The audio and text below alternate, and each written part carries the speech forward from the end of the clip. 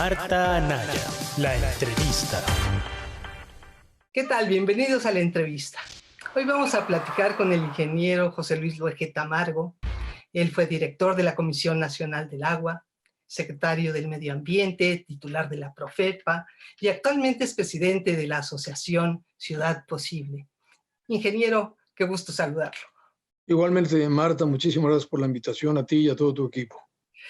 Pues gracias también. Y le pregunto de entradita, ¿qué impresión, qué reacción le produce el ver las imágenes de estas inundaciones en Tula y en Ecatepec?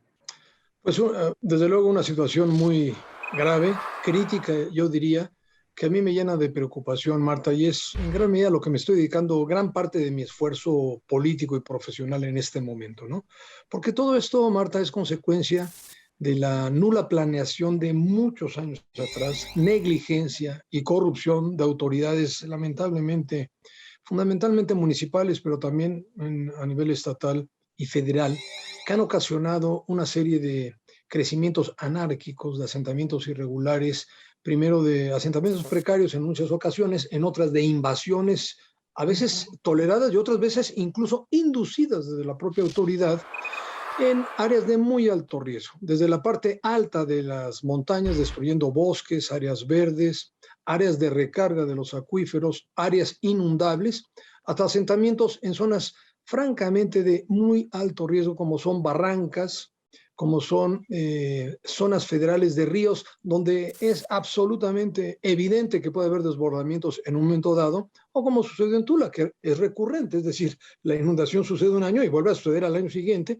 o lo que pasó en Ecatepec la semana pasada, que lo mismo sucede todos los años. Entonces, todo esto en realidad es consecuencia de una pésima administración, de una falta de visión, de una falta de cuidado del tema de ordenamiento ecológico del territorio, por muchas razones, algunas de las cuales ya te lo he comentado, pero que en función de este fenómeno global que representa la mayor preocupación para la ciencia, Marta, y para los gobiernos del mundo, que es el cambio climático, está científicamente ya comprobado que en el futuro, es decir, no solamente este año, sino a partir ya de aquí para el futuro, vamos a lidiar con este fenómeno del cambio climático que te maneja extremos, es decir, vamos a tener sequías más graves y por el otro lado, huracanes más violentos con tormentas muy fuertes. Es decir, vamos a tener esa lamentable paradoja de muchas veces morir por sequía y otras veces morir por exceso de agua, ¿no? Claro. Entonces, Pero entonces, ¿qué hacemos? Porque exacto. ya viene desbordado. Yo estaba viendo la relatoría de la cantidad de huracanes, inundaciones que han devastado muchas zonas del país y muchas más muertes, pero pues llevamos casi un siglo así. Es un problema, me gusta el adjetivo que pusiste, desbordado, es decir, nos desborda todas las capacidades de gobiernos en este momento, pero es consecuencia de malas administraciones, de errores, de fallas, de corrupción, de negligencia, de mucho tiempo atrás, ¿no? Entonces, esa es la pregunta, ¿qué hacer? Bueno, aquí yo me voy precisamente a lo que la Convención Marco de Naciones Unidas para el Cambio Climático llama adaptación.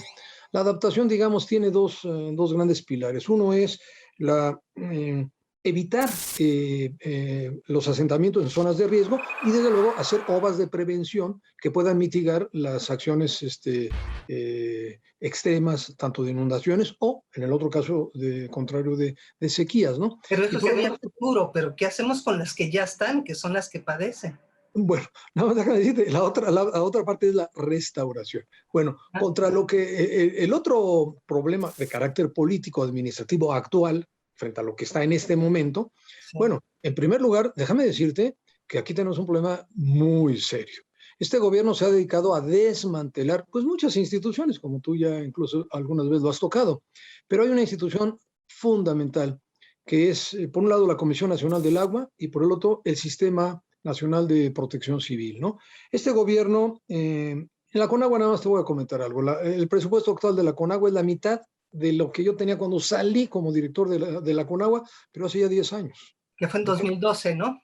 Es inconcebible, ¿no? Exactamente, ¿no? Y por otra parte, las inversiones en infraestructura que la CONAGUA aplicaba para obras de protección, obras de mejoras, pues que yo calculo que mantuvimos durante los 6 años, perdóname que hable de mi administración, de la administración del presidente Calderón, del orden de los 50,000 millones en este tipo de obras, hoy está en cero. La Conagua tiene un área que a mí me parece fundamental, que es la Dirección de Atención a Emergencias. La han desmantelado, redujeron su presupuesto, quitaron al director, salieron los técnicos especializados, y de 32 centros que teníamos a nivel nacional, pues prácticamente no están apoyados por nada. Acabamos de ver la decisión absurda del presidente de suspender el Fonden y el FOPREDEN. Dice, no, pues es que se robaban el dinero, era un barril sin fondo. Y eso es, yo te diría ahorita, un harakiri, contestando hasta ahorita, perdóname, tu pregunta. Un harakiri porque el Fonden es un mecanismo que efectivamente que permite, mediante la declaratoria de emergencia, que es, perdón, la declaratoria de desastre, que es inmediata al desastre, que normalmente en estos casos lo hace la Conagua, la aplicación de recursos mediante un conjunto de reglas de operación y un sistema de aplicación de estos recursos, ¿no? Entonces, ¿qué se va a hacer en este momento? Nada, porque no hay los recursos, no hay el personal calificado. Están levantando un censo y a partir de ahí se entregan los apoyos y el ejército Sí, ya está llevando. O pero sea, es que ¿cuál es la diferencia? ¿Cómo hubiera actuado, por ejemplo, cuando usted estaba al frente y los instrumentos con los que contaba con lo que hoy se está haciendo, por ejemplo, en Tula? ¿Cuál sería la diferencia? Esto completamente distinta, porque efectivamente lo acabo de decir y lo aprobó recientemente en la Cámara de Diputados la ley de gestión de riesgos, ¿no? Que la sustitución del FOPREDEN y del FONDEN es a través de programas sociales. Pues eso no es cierto. O sea, el problema de la atención a una emergencia es, por un lado, la aplicación inmediata de recursos para prevenir a la población. Es decir, si es necesario mantenerla en refugios, dar alimentos, cobija, etcétera, etcétera, ¿no? O en algunos casos en seres domésticos que se pierden. Y ese fondo está contemplado en el Fonden y lo aplican con contraparte, una parte el Fonden y otra parte el Estado, ¿no? O a veces incluso el municipio. Ese mecanismo está completamente en este momento desarticulado y por lo tanto va a tardar mucho más. Pero lo más importante, que al menos lo hicimos en nuestra administración y que no se ha continuado, es reconstruir, pero digamos, reparar, es decir, tratar en la medida de lo posible de corregir los errores del pasado. Por ejemplo, tú tienes muchísimos asentamientos precarios, Marta, en zonas de muy alto riesgo, pero son de lámina, de cartón, etcétera.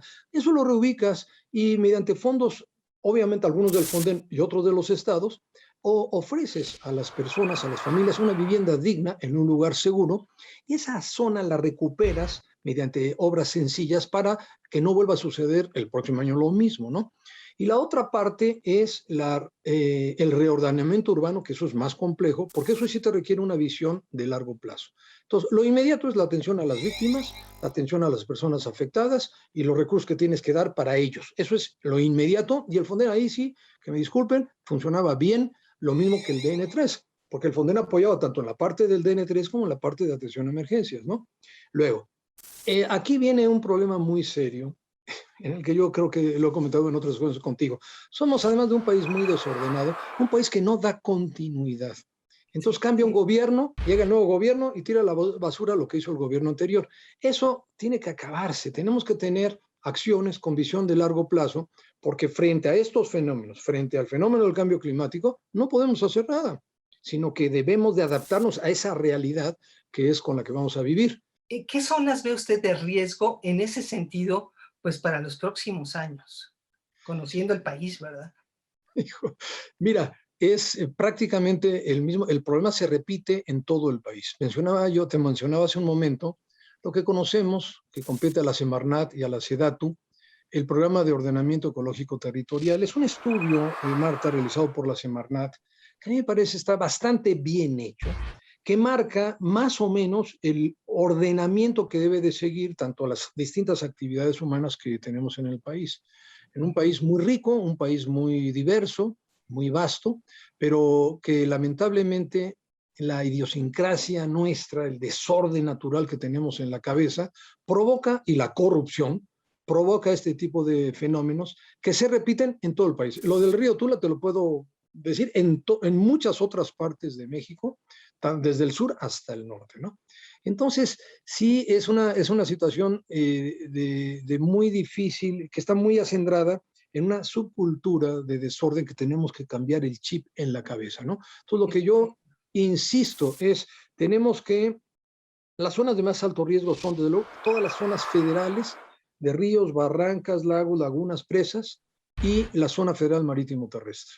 Tú muchas veces has escuchado hablar de los manglares, que México es un país, somos un país con uno de los litorales más grandes en todo el planeta, ¿no? Tanto por el Pacífico, Atlántico, Golfo, Caribe, ¿no? Sin embargo, las zonas, digamos, de amortiguamiento en la orilla del mar son fundamentales desde el punto de vista ambiental, pero también desde el punto de vista de seguridad. Por ejemplo, el manglar, Marta, es un buffer, es un amortiguamiento frente a los huracanes.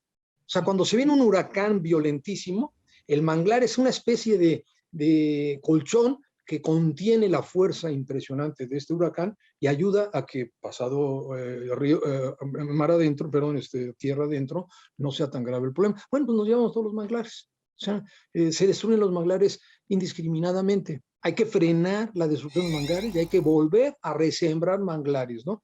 Y lo mismo pasa con todas las zonas costeras lagunarias, pantanos y manglares. Eso hay que mantener. Luego vamos a las partes altas, la parte del bosque. Tú estás aquí en la Ciudad de México, al igual que yo. Toda la zona poniente de la Ciudad de México está siendo destruida inmisericordiamente. Es increíble, desde el Chichinautzin, los Dinamos, Desierto de los Leones, la Sierra de Hidalgo, la Sierra de Guadalupe, se van subiendo las urbanizaciones hasta arriba. Sí, y claro, en el momento que vienen las tormentas, Marta, ¿qué pasa? No hay árboles, no hay vegetación, no hay absorción, el suelo se ha pavimentado, asfaltado, y entonces el escurrimiento crece exponencialmente y todo se lleva todo por abajo. Entonces, hay que recuperar las zonas altas de las montañas, hay que proteger el mar, hay que preservar y restaurar todas las zonas federales de ríos, arroyos, barrancas en el país. Claro, lo que te estoy diciendo ahorita en un segundo es un programa te digo, de por lo menos 50 años. Entonces hay que ponernos las pilas ya. Hay que entender que este fenómeno cada día va a ser peor y que lamentablemente hemos sido muy negligentes. Me refiero todos. Aquí no hay que echarnos culpas, sino que la realidad es bastante seria y bastante crítica y las consecuencias sí son pérdidas de vidas y pérdidas económicas cuantiosas. Hay fenómenos, Marta, que pueden llevar a la quiebra económica de la nación si no actuamos correctamente y a tiempo. Qué impresión. Yo le iba a preguntar que si no era costosísimo hacer todo esto que está proyectando, pero parece que no me alcanzarían las paredes para ponerte ceros. Sí, es muy costoso, pero la pregunta es, ¿debemos hacerlo o seguimos igual? Y ahí nos la vamos llevando, porque tenemos gobiernos como este, ¿verdad?, que patean el bote y a ver qué pasa en el futuro y a ver qué hace el que sigue. No.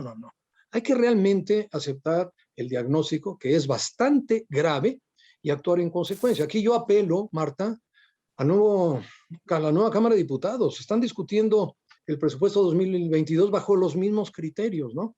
Desapareció el presidente del Fonden, el FOPREDEN, el Sistema Nacional de Protección Civil está desarticulado, el SENAPRED no tiene recursos, la CONAGUA la han disminuido al mínimo minimorum. ¿De qué se trata?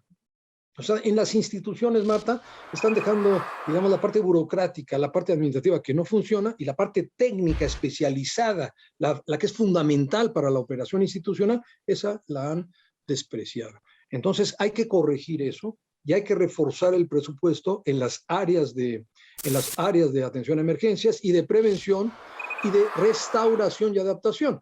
Ahora me dice el presidente, lo escucho bueno, no lo escucho, pero lo sigo, ¿no? Dice, no, el Fonden era un barril sin fondo. Nosotros vamos a aplicar los recursos de otra forma. Ok, está diciendo que va a aplicar los recursos, ¿no?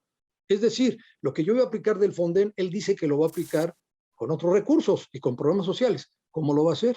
¿Cuáles son los mecanismos? ¿Quién va a determinar la declaratoria de desastre? ¿Cuáles son las reglas de operación para aplicar esos recursos, no? Porque si no, lo que va a suceder, Marta, es lo que tú y yo sabemos.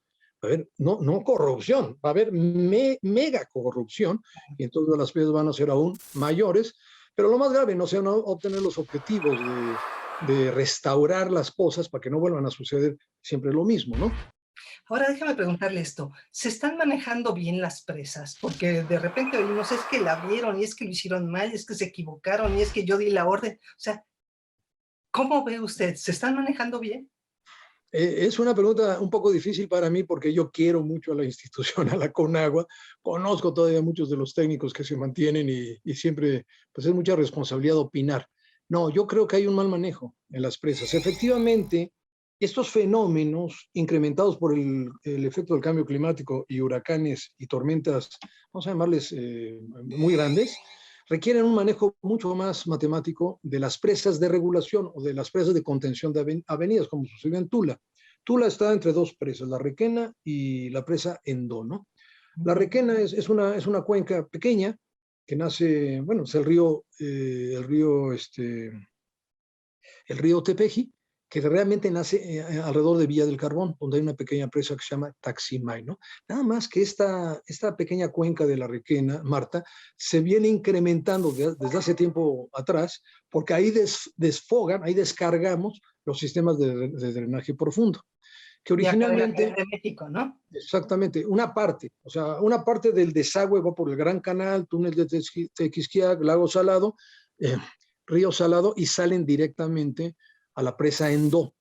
Pero los túneles profundos salen directamente al río Cautitlán, que entra una parte a la planta de Atotónico que construimos en nuestra administración, la más grande de América Latina, por cierto, y de ahí entran nuevamente, son afluentes del río Tula, y entonces lo que entra a Tula, a la ciudad, es un volumen cada día mayor, es decir, va creciendo año con año, Marta, porque, perdón, hago un paréntesis, el drenaje profundo fue diseñado solo para agua de lluvia, es decir, no estuvo nunca diseñado para manejar aguas negras, ¿no? Las aguas negras se conducían a través del Gran Canal, pero los hundimientos de la Ciudad de México, del valle, de todo el Valle de México, han hecho que ya no tengamos eficiencia, se han perdido las pendientes y ya no podemos sacar los mismos volúmenes por el Gran Canal. Entonces, ¿qué se ha hecho? Utilizar el drenaje profundo. Por eso, nosotros autorizamos en el 2006 la construcción de un segundo túnel, el emisor Oriente, porque ya no había capacidad. ¿Qué quiere decir? Que ahora recibes el doble o más del doble de volumen en temporada de lluvias al río Cuautitlán, que es afluente del río Tula. Entonces, están dando mucho más volumen a la presa Requena, perdón, a la ciudad de Tula. La presa Requena solamente recibe su propia cuenca, pero luego ya entra todo el sistema de drenaje profundo. Quiere decir que Tula está mucho más expuesto, además de que lamentablemente una gran parte de este volumen son aguas negras, aunque se trata una parte en la planta de tratamiento de Atotonilco, el gran volumen en temporada de lluvias va directamente al río Tula.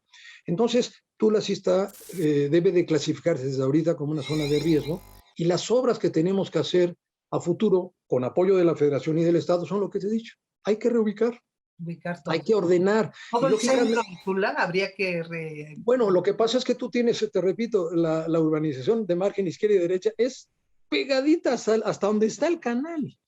No, un río, aunque esté canalizado con concreto, que es una práctica que yo en lo personal nunca probé, porque se hizo anteriormente para dar mayor velocidad al flujo de agua, pero nada te garantiza que cuando viene una crecida como la de antier, pues el río toma su cauce, el agua busca siempre su cauce, nada más que el cauce no eran 50 metros, el cauce eran 500 metros o más muchas veces, ¿no?